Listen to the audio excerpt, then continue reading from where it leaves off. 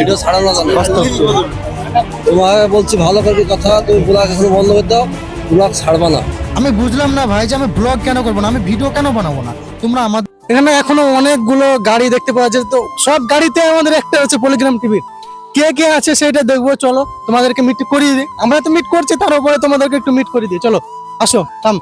সত্যি কথা বলতে কি আমি অনেক এক্সাইটেড ছিলাম যে আমাদের এখানে পলিগ্রাম টিভি শুটিং করতে এসছে, এবং তাদের কাছে গিয়ে আমি তাদের সঙ্গে একটু কথা বলবো, একটু ইন্টারভিউ নেবো, এরকম একটা আমার মনের ভাবনা ছিল। কিন্তু এখন যেটা হলো আমার সঙ্গে সেটা তোমরা নিজের কানে শুনবে।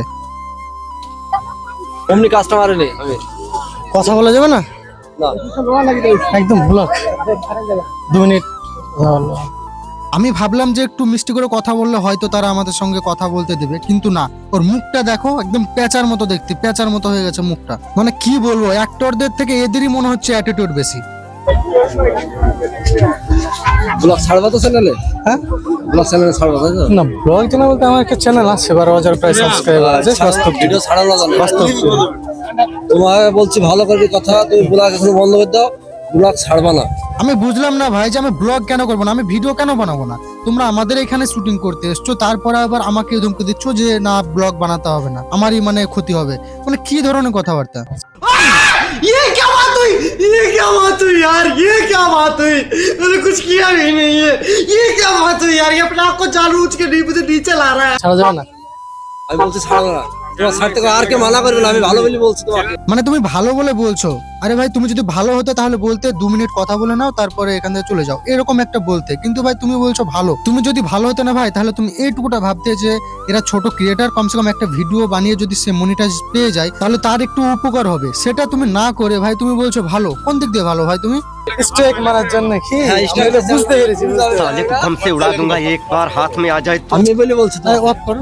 এই যে আরেকজন ছেদা মুখে চলে এসছে। আরে ভাই তোমরা যদি আমার ভালো ভাবতে তাহলে তোমরা এই ক্যামেরা অফ করার কথা বা ভিডিও না বানানোর কথা এরকম কিছু বলতে না। তোমাদের যা অ্যাটিটিউড সেটা তো সলমন খান, ঋত্বিক রোশনেরও নেই। বাপরে, তোমরা কোন সেলিব্রিটি ভাই? পলিগ্রাম টিভির যে অনার রবিউল দা, তারও এরকম অ্যাটিটিউড নেই যতটা এই কর্মচারীগুলো নয় অ্যাটিটিউড আছে।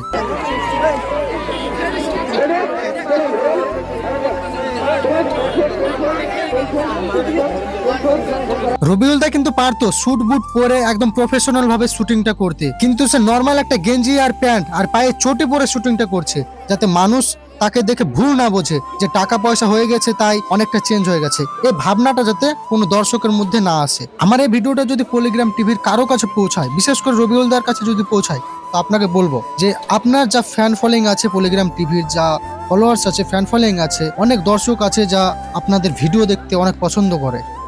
তাই আমি একটা কথাই বলতে চাই যে আপনার চ্যানেলের যে কর্মচারীগুলো আছে তাদেরকে বলুন যে তারা কোনো এমন ব্যবহার না করে যেটাতে পাবলিকের বা কোনো দর্শকের মনে আঘাত সৃষ্টি করে। কারণ আমরা এই ভিউয়ার্স, আমরা এই ফলোয়ার্স আছি বলে আপনার ভিডিওতে ভিউ আসে আর আপনারা এত পপুলার। আমরা শুরু থেকে আপনার ভিউয়ার্স আছি আর ভিউয়ার্স থাকবো, সাবস্ক্রাইবার আছি, সাবস্ক্রাইবার থাকবো। আমার ফলোয়ার্স এবং সাবস্ক্রাইবার্সের উদ্দেশ্যে বলছি যে আমার কথাগুলোতে যদি আপনারা একমত হন তো অবশ্যই ভিডিওতে কমেন্ট করে জানাবেন আর ভিডিওটা এমন ভাবে শেয়ার করবেন যাতে পলিগ্রাম টিভির অনারের কাছে ভিডিওটা পৌঁছে যায়।